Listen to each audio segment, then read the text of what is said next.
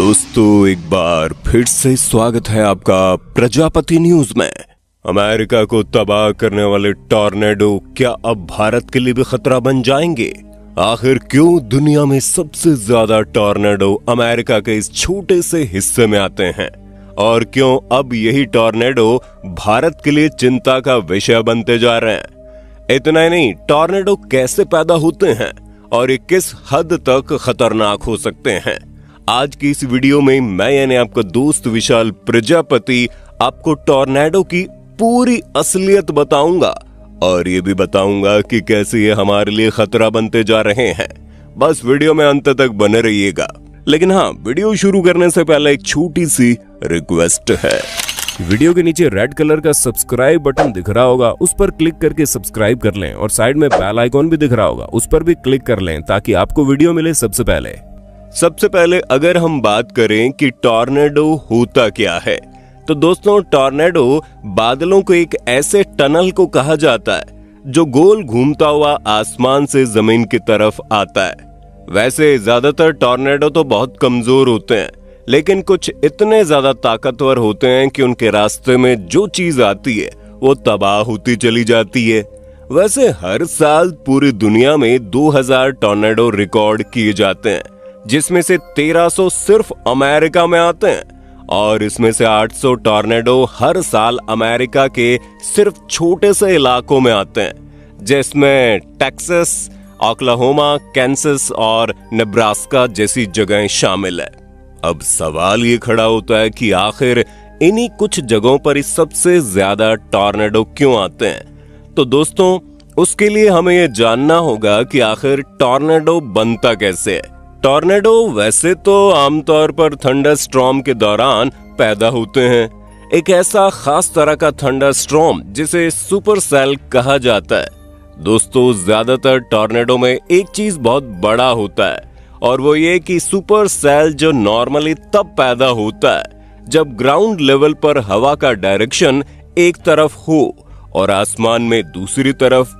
इन दोनों अलग अलग डायरेक्शन की हवाओं के बीच विंड टनल पैदा हो जाता है, जिसके अंदर हवा सर्कुलर पैटर्न में घूमती है। शुरुआत में ये विंड टनल हॉरिजॉन्टल होता है, जो कि नुकसान नहीं पहुंचा सकता, लेकिन अगर ये ऐसे एरिया के ऊपर हो जहां पर एवेपोरेशन हो रही होती है तो यहीं से प्रॉब्लम शुरू हो जाती है, क्योंकि जमीन का पानी भाप बनकर जब ऊपर की तरफ जाता है तो वह इस विंड टनल की डायरेक्शन को धीरे धीरे हॉरिजॉन्टल से वर्टिकल करने लगता है। और जैसे ये विंड टनल की डायरेक्शन वर्टिकल होती है तो पूरी सिचुएशन ही चेंज हो जाती है और फिर ये नॉर्मल थंडर स्टॉर्म नहीं बल्कि स्पिन करता हुआ सुपर सेल बन जाता है। और ये सुपर सेल तब ज्यादा भयानक हो जाता है जब जमीन से एवेपोरेट होने वाले वेपर्स इसमें इकट्ठे होने शुरू हो जाते हैं, जो सुपर सेल के साइज को तेजी से बड़ा कर देते हैं। अब सुपर सेल में हवाएं तेजी से घूम रही होती हैं, इसलिए जमीन से उठने वाले वेपर्स भी इसमें स्पिन करते हुए ऊपर की तरफ जाने लगते हैं, जिन्हें फनल क्लाउड भी कहा जाता है। दोस्तों, ये कई सुपर सेल्स ऐसे होते हैं जिनमें एक या एक से ज्यादा फनल क्लाउड्स पैदा हो जाते हैं। ऐसे में एवेपोरेशन का अगर ये साइकिल ना टूटे और फनल क्लाउड के अंदर टेम्परेचर काफी ज्यादा गिर जाए तो वाटर वेपर्स पानी के ड्रॉपलेट में बदल जाते हैं और इसी के वजन से फाइनल क्लाउड जमीन से ऊपर छूता है। और जैसे ये जमीन से आकर टच करता है तो इसे फाइनल क्लाउड नहीं बल्कि टॉर्नेडो या फिर ट्विस्टर कहकर बुलाया जाता है। दोस्तों, टॉर्नेडो के अंदर चलने वाली तेज हवाएं 480 किलोमीटर प्रति घंटे की रफ्तार की होती हैं, जो अपने साथ किसी को भी लपेटे में ले सकती है। बड़े बड़े साइन बोर्ड, स्ट्रीट लाइट, पेड़, घरों की खिड़कियां, यहाँ तक कि कई घरों की छत भी टॉर्नेडो के चपेट में आकर हवा के साथ बहती हुई चली जाती हैं। इन हवाओं में इतनी ताकत होती है कि इसकी चपेट में आकर जानवर ही नहीं बल्कि हम इंसान भी उड़ते हुए दूर उछलकर गिर सकते हैं और कई बार ऐसा देखने को भी मिला है। इतना ही नहीं, ये हवाएं गाड़ियों के रुख को भी पलट देती हैं। आप ये समझ लीजिए कि जैसे जैसे बवंडर यानी कि टॉर्नेडो आगे बढ़ता है, वो अपने साथ इन चीजों को लेकर दूर फेंकता चला जाता है। ऐसे में आप अंदाजा लगा सकते हैं कि जब टॉर्नेडो आता है तो अपने साथ कितनी बड़ी तबाही लेकर आता है। अब बात करते हैं आखिर टॉर्नेडो बनता कैसे है। तो दोस्तों, गल्फ ऑफ मैक्सिको से नमी वाली गर्म हवाएं नॉर्थ की तरफ जाती हैं और वेस्ट में मौजूद पैसिफिक ओशन और गल्फ ऑफ कैलिफोर्निया से हवाएं पहाड़ों के ऊपर से होकर जब गुजरती है तो वह ठंडी भी हो जाती है और काफी ज्यादा ऊंची भी। ऐसे में दोस्तों, वेस्ट से चलने वाली ये ठंडी हवाएं साउथ से चलने वाली गर्म हवाओं को इंटरसेक्ट करती हैं, जिसके कारण इनके बीच एक विंड टनल बन जाता है, जहां गर्म हवाओं के वाटर वेपर्स ऊपर की तरफ जाते हैं और इस विंड टनल को बिल्कुल सीधा वर्टिकल डायरेक्शन में कर देते हैं, जिस कारण यहाँ पर सुपर सेल का बनना बहुत आसान हो जाता है।